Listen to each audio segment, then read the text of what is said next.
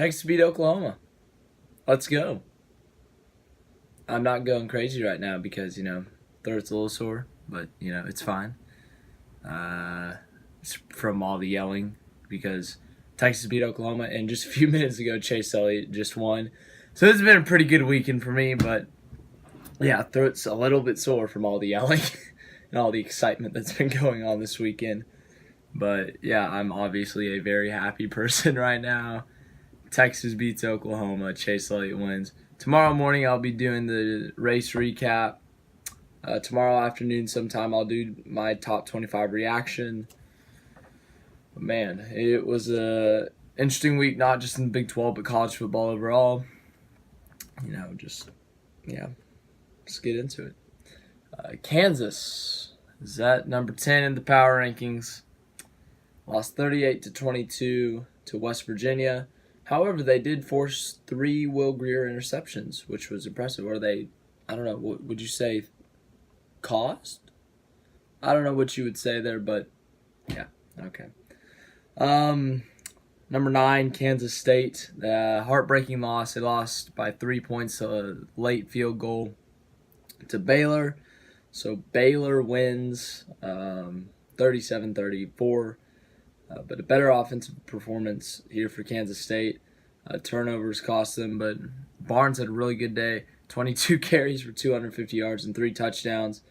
But Kansas State, obviously, that loss, that's bad for them. They're now 2-4, 0-2 in conference, or 0-3. They might be 0-3. I can't remember. I'm sorry. But if it is 0-3, correct me in the comments. I think it is 0-3. Yeah. Baylor, Texas, and someone else. Put it in the comments. I can't remember who. At number 8, it was a rough game for this team. Oklahoma State. Oklahoma State's not looking as good as we might have thought they were going to be. I thought that Texas Tech win a few weeks ago was very impressive against Oklahoma State. Not as impressive as we thought. They lost to a third-string quarterback. What was his name? Brock Purdy was able to throw 4 touchdowns, 18 for 23. Yeah, not looking good for Oklahoma State. 2 losses at home to teams, Iowa State and Texas Tech. And this one was not ugly. Allowed 48 points. They did well. They scored 42, but man, that's just not a good day for Oklahoma State. They are dropping in these power rankings just due to their performances. It's been ugly. 7, we got Baylor. Talked about that. Charlie Brewer had an okay day. Almost 300 yards, but he did have an interception along with a touchdown, though. So, yeah, Baylor. 4-2 going into their next game against Texas, who is now in the top 10. At number 6, Iowa State. Just talked about them. Third-string quarterback won the game for him. I don't know if Zeb Nolan got benched or what happened. I couldn't really find anything on that, but this Brock Purdy guy, he did pretty good. So I think there might be a QB battle between Nolan, Purdy, and Kempt once Kempt gets healthy again. But it'll be interesting to see. Now we're going to head into the top 5. Numbers 5 and 4 have not changed due to the fact they both have byes this week. They do play each other this upcoming week. 5 TCU, 4 Texas Tech.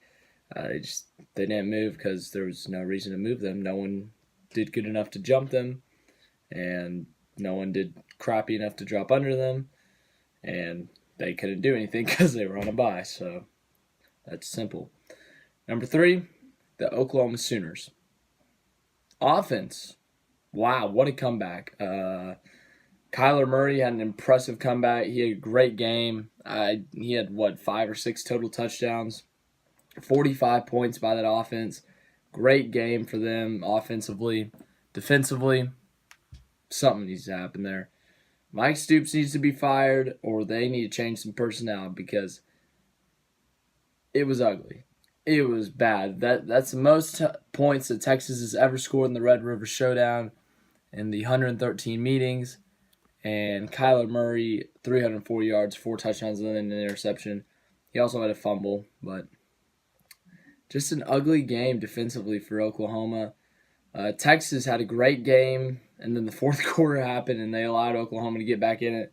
Had a great drive at the end there, and then Dicker the kicker stuck it out, made that kick, and Texas went home with the victory. Got to bring the golden hat home. Big deal. Going into number two is Texas. Big deal, obviously, because they're 4-1. They beat Tulsa barely. They beat an overrated USC. We'll call them overrated TCU. Won at K-State in an ugly game.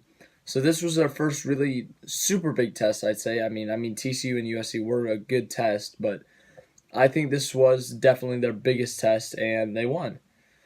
It wasn't super pretty. I think offensively it was pretty. No turnovers, yards. Ellinger did great, but the defense,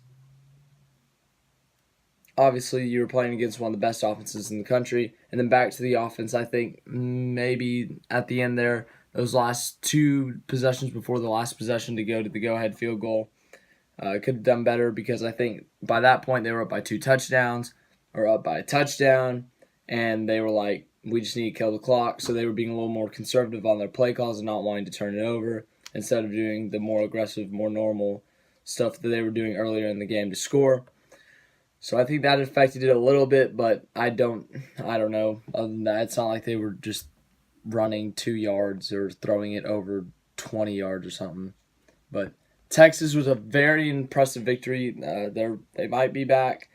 I don't want to jump it because, Texas, they always end up screwing it up somehow, so I don't want to jump to any conclusions. They moved up to number 9 in the AP poll. Oklahoma drops to number 11. Big deal for the Big 12. Then number 1, West Virginia remains at number 1. No reason to drop them. Will Greer's 3 interceptions. That's not good. He cannot have that many turnovers, because look at the Texas game, Texas OU game. Turnovers ended up being the difference in the game. Oklahoma had 2, and then there was the one in the last play. It's a turnover, yes, but that would not have affected the outcome of the game. Unless you get my point. You guys get my point, but those 2 turnovers were costly, because the first one was an interception. It was just bad, and Texas got great field position, and they were able to go and score a field goal. And then the second turnover, Oklahoma just changed momentum. It was 31-24. They just got the ball back after a defensive stop, and they were looking to go down the field and tie it. First play of the drive, Kyler Murray fumbles after trying to keep himself up with the football, and Texas goes and scores. So those turnovers were costly and for Oklahoma, and if West Virginia does the same, it could be costly for them. But it's a run to the finish for, I'd say, Texas, Oklahoma, and West Virginia. It'll be interesting to see how it turns out, who wins the Big 12, who makes it to the Big 12 championship. But could be a rematch between Texas and Oklahoma. And after the great game we got this weekend, I wouldn't be surprised if there was another one. Thank you for watching this video. As I said, tomorrow morning will be the race recap. Chase Elliott won.